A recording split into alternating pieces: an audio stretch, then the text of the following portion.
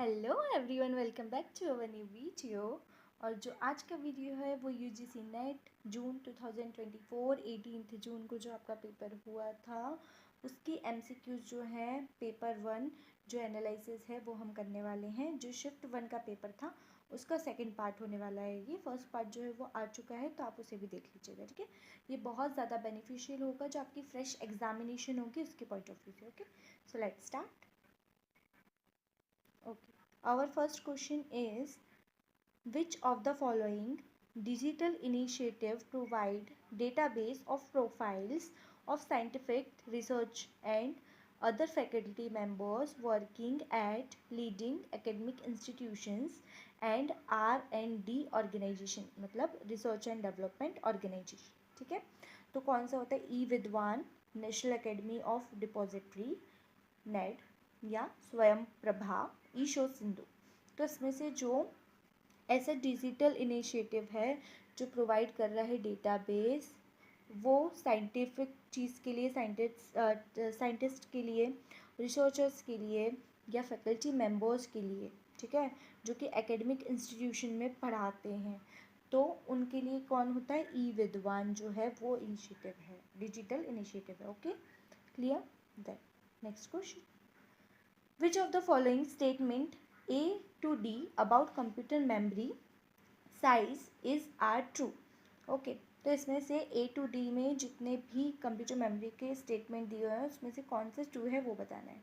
तो देखो, सबसे पहले होता क्या है वैसे, देखो बिट होता है, फिर बाइट होता है, ठीक है, फिर किलो बाइट होता है ना। उसके बाद क्या होता है? किलो बाइट के बाद क्या होता है? मेगा बाइट, ठीक है। फिर क्या होता है? गीगाबाइट। फिर क्या होता है? पेटाबाइट। फिर क्या होता है? जोटाबाइट। फिर होता है योटाबाइट, ठीक है। तो इससे हमको याद रखना है कि अगर जो किलो बाइट है उसमें क्या होगा, जो बाइट है उसमें क्या होगा? 100, ठीक है। देखो क्या होता है बेसिकली, जो किलो बाइट है उसमें आपका जो 1024 है, इससे मिल करके बनेगा आपका MB। फिर उसके बाद में MB जो 124 है उससे मिलके बनेगा GB, ठीक है, ये याद रखना। तो इसकी बेसिस पे हम देख लेते हैं। तो 25 KB is larger than 100 MB? No. 999 MB is larger than 50 GB? No. देखो ये वाला ऑप्शन आपका सही है, थर्ड वाला, एंड देन आपका फोर्थ वाला ऑप्शन भी गलत है, ठीक है। तो यहाँ पर आपका जो करेक्ट ऑप्शन जो आएगा वो आएगा आपका सेकेंड वाला, ठीक है, मतलब सी जो है वो केवल करेक्ट है। Okay, the next question, according to the national credit framework NCTF, after obtaining a bachelor's degree honoris research engineering of your year 4 years, the credit level earn. तो 4 ईयर की अगर बैचलर्स डिग्री है, कहाँ पे? Honours में, research में, engineering में, तो जो नेशनल क्रेडिट फ्रेमवर्क है उसके अकॉर्डिंग ये कितनी होनी चाहिए?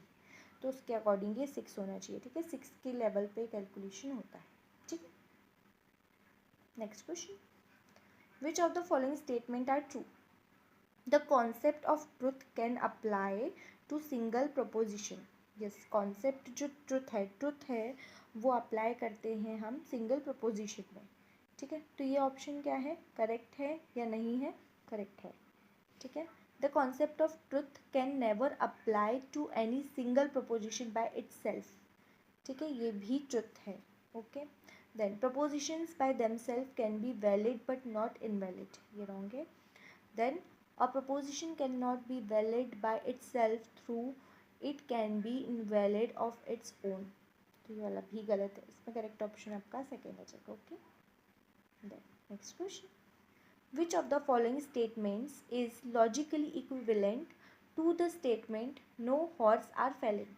इसमें से कौन सा ऑप्शन है ये बताना है आपको। नो हॉर्स आर फेलिन मतलब कोई भी जो हॉर्स है, कोई भी जो हॉर्स है वो फेलिन नहीं है, ठीक है। कोई भी जो हॉर्स है वो फेलिन नहीं है। तो क्या नो फेलिन्स आर हॉर्स, मतलब कोई भी फेलिन जो है वो हॉर्स नहीं है, इसका बस हॉर्स की जगह फेलिन रख दिया और फेलिन की जगह हॉर्स रख दिया, ये करेक्ट है, ठीक है। यही ऑप्शन हमारा करेक्ट ऑप्शन है। देखो उसके अलावा क्या है? ऑल नॉन हॉर्स आर फेलेंस, सारे जो नॉन हॉर्स है वो क्या फेलेंस है? नहीं, ये गलत है। नो हॉर्स एंड नॉन फेलेंस, कोई भी हॉर्स जो है वो नॉन फेलेन नहीं है, ये भी गलत है।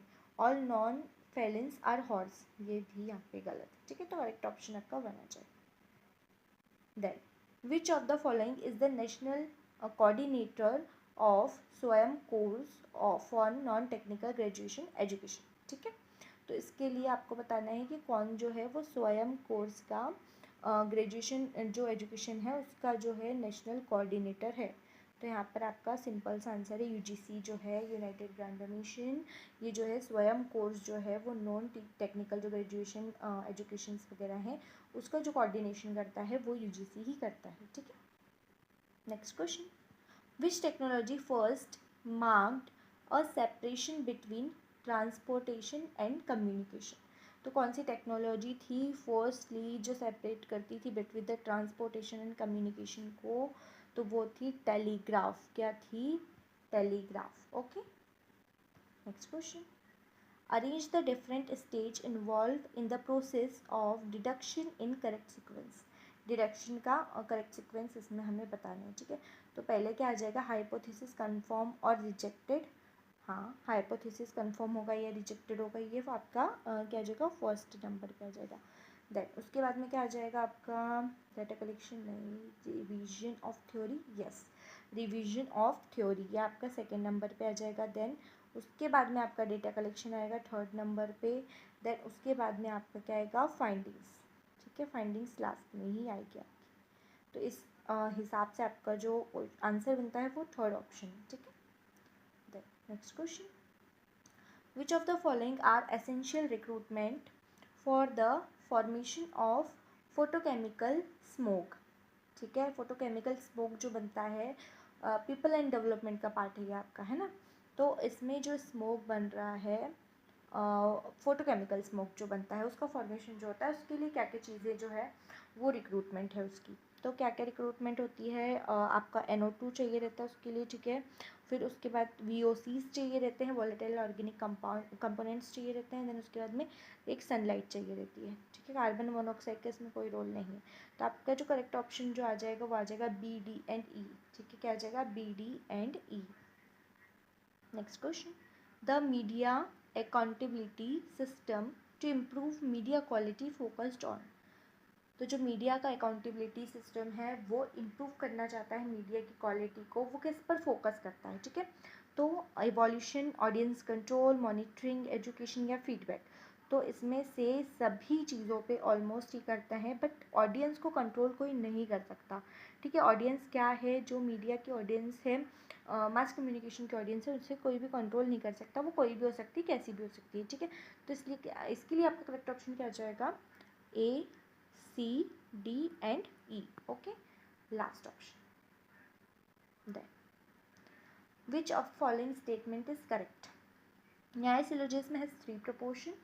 न्याय syllogism has 5 terms. न्याय syllogism है वो 5 proportion. न्याय syllogism has 3 proportion and 3 terms. तो ये वाला जो क्वेश्चन था आपका जो शिफ्ट आपका जो सेकंड शिफ्ट था उसमें भी घुमा करके क्वेश्चन आया था कि न्याय सिलोजिज्म में जो है उसमें 3 प्रोपोर्शन होते हैं और 3 टर्म्स होते हैं। ये ट्रू फॉल्स उसमें से बताना था। ठीक है, नेक्स्ट क्वेश्चन देखिए, यहाँ पर क्या है? मैच द कॉलम है, तो एज इट इज़ मैंने जो पेपर है उसकी मैच द कॉलम ली है। यहाँ पे देखो इसमें क्या दे रखा है? शोध सिंधु, शोध गंगोत्री, शोध शुद्धि और फोसेस। ठीक है, तो इसमें से आपको बताना है इसका करेक्ट ऑप्शन जो है वो पर्पस जो है इसका मैच करना है। तो इसमें जो आपका शोध सिंधु है उसका जो करेक्ट ऑप्शन है ऑप्शन थर्ड होगा, provide access to e source of universities and college. ये क्या करता है? शोध शुद्धि जो है वो प्रोवाइड करता है एक्सेस। ठीक है, ई सोर्स का एक्सेस प्रोवाइड करता है यूनिवर्सिटीज़ और कॉलेजेस को। ठीक है, देन उसके बाद में आपका है शोध गंगोत्री। तो उसका करेक्ट ऑप्शन आपका वन आ जाएगा, host A synopsis of research topic in Indian university. ये क्या होस्ट करता है? सिनॉप्सिस जो है रिसर्च के लिए, रिसर्च टॉपिक्स जो है वो होस्ट करता है। देन उसके बाद है आपका शोध शुद्धि। शोध शुद्धि जो है वो प्लेगरिज्म चेक करता है। ठीक है, शोध शुद्धि जो है वो प्लेगरिज्म चेक करता है। Initiative aim to the ensure original in academic writing. Then उसके बाद फोर्सेस जो है वो आपका जो आ जाएगा फर्स्ट वाला ऑप्शन आ जाएगा, जो कि क्या सेकंड वाला ऑप्शन आ जाएगा, जो कि जो फ्री लाइब्रेरी है और ओपन सोर्स सॉफ्टवेयर है एजुकेशन की, ठीक है।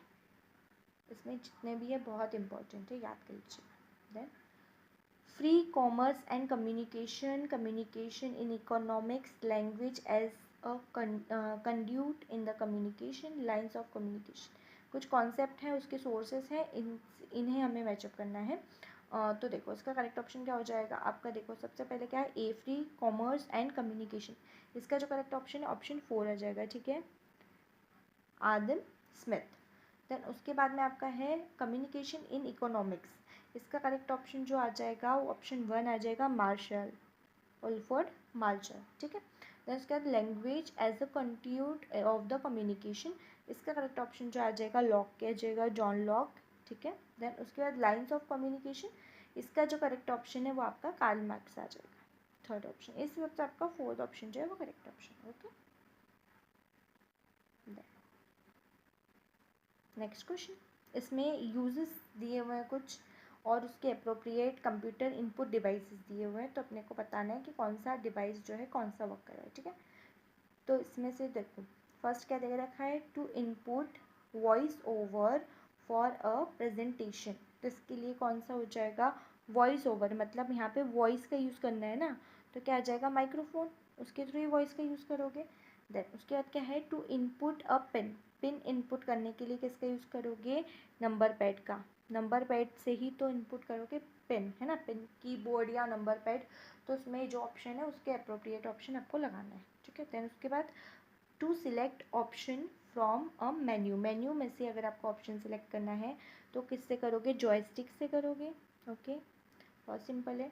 To operate a flight simulator, तो इसके लिए आप क्या यूज़ करोगे, माउस का यूज़ करोगे, ठीक है। तो इस हिसाब से आपका करेक्ट ऑप्शन ऑप्शन सेकेंड हो जाएगा, ओके। नेक्स्ट क्वेश्चन, ये कुछ एब्रीविएशन दे रखे हैं और उसके मीनिंग्स दे रखे हैं, शॉर्ट में दे रखे हैं उसके मीनिंग्स दे रखे हैं, तो वो देखना है अपने को, है ना। तो इसमें देखो पहले ET.AL इल्ट जो है ये, इसका करेक्ट ऑप्शन क्या है, एंड अदर्स है, क्या है, एंड अदर्स, ठीक है। देन उसके बाद में क्या देख रखा है, सेकेंड ऑप्शन ANTE का जो अपन मीनिंग है वो क्या है, बिफोर, क्या है, बिफोर। देन उसके बाद दे रखा है CF का मीनिंग आ जाएगा जो आपका आ जाएगा कंपेयर करना किसी को, ठीक है। देन उसके बाद IBID, इसका जो मीनिंग आ जाएगा वो आ जाएगा आपका option 1, in the same place, okay. Next question, देखो कुछ एंशियंट ट्रेड्स दे रखे हैं और उसके ऑथर के नेम दे रखे हैं, ठीक है। तो ये सॉल्व कर लेते हैं। आपका जो लीलावती है, लीलावती ये भी आपका फर्स्ट शिफ्ट जो था, सॉरी सेकंड शिफ्ट जो था उसमें भी ये क्वेश्चन आया था, ठीक है। तो जो लीलावती है उनका करेक्ट ऑप्शन क्या आ जाएगा, भास्कराचार्य, ठीक है। लीलावती का करेक्ट ऑप्शन क्या आ जाएगा आपका, भास्कराचार्य आ जाएगा, जो कि मैथ्स से रिलेटेड था एंशियंट टाइम में, ठीक है। फिर योगा सूत्रास जो है वो किससे रिलेटेड है, योगा सूत्रास जो है पतंजलि से रिलेटेड है, ये तो बहुत सिंपल था। देन उसके बाद न्याय सूत्रा किससे रिलेटेड है, गौतम से रिलेटेड है। और आपका अर्थशाला जो है, अर्थशास्त्र जो है वो आपका चाणक्य से रिलेटेड है, चाणक्य से रिलेटेड, ठीक है। तो इस हिसाब से आपका करेक्ट ऑप्शन ऑप्शन 1 बन जाएगा, ओके। सो आज के लिए बस इतना ही, और नेक्स्ट वीडियो जो आएगा उसमें हम नेक्स्ट जो पार्ट रहेगा वीडियो का वो देखेंगे, ओके। तो तब तक आप अपने फ्रेंड्स के साथ में इसे ज़रूर से शेयर कर दीजिएगा। और जो शिफ्ट 2 थी उसका जो पूरा पेपर है बेसिकली वो मैं सॉल्व करवा चुकी हूँ चैनल पर, तो आप जा कर के उसे भी देख सकते हैं, okay. Thank you, thanks for watching.